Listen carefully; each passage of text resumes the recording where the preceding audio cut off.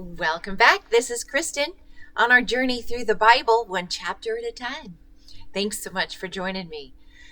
We are in Leviticus, and yesterday, or day before maybe, the last chapter, in chapter 11, they were talking about God set down the rules on what to eat and what not to eat. And I don't know if you got a chance to dive deeper into that, but it's so interesting because God's the one who first told us about not eating shellfish and certain things because, of course, shellfish, if you're aware, you can only eat certain months. Otherwise, it's poisonous and will make you sick.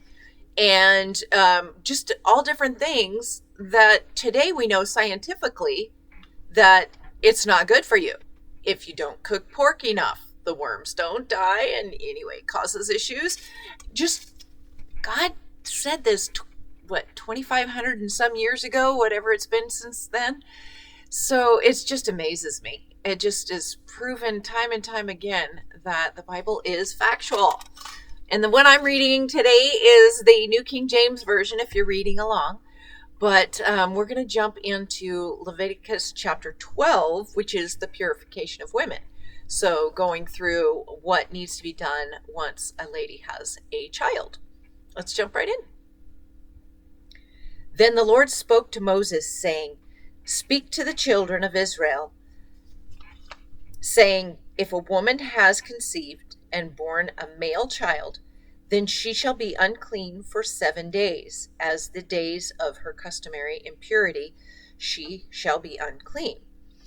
And on the 8th day, the flesh of the foreskin shall be circumcised. She shall then continue in the blood of her purification 33 days.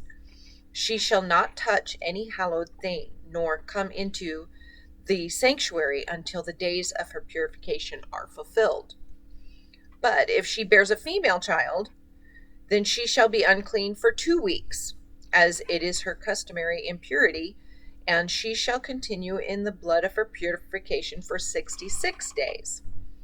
When the days of her purification are fulfilled, whether for a son or a daughter, she shall bring to the priest a lamb of the first year as a burnt offering, and a young pigeon or a turtle dove as a sin offering to the door of the tabernacle of meeting.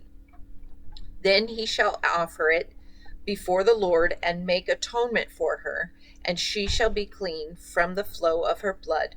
This is the law for her who was born male or female child. And if she is not able to bring a lamb, then she may bring 2 turtle doves or 2 pigeons, one as a burnt offering and the other as a sin offering. So the priest shall make atonement for her, and she shall be clean. And that's another one too that's very interesting, because there's a reason that a male child is circumcised on the 8th day.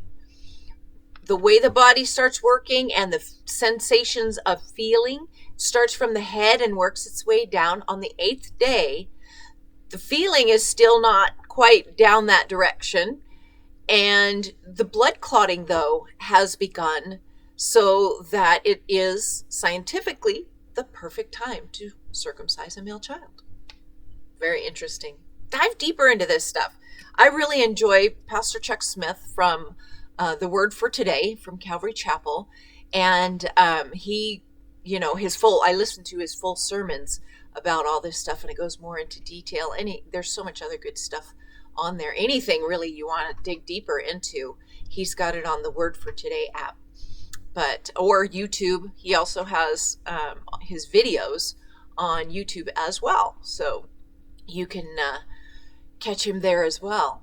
But thanks again for coming. This stuff is so interesting. Tomorrow we are going into the signs and treatment of leprosy, which is another interesting one, because to this day there is no cure for leprosy.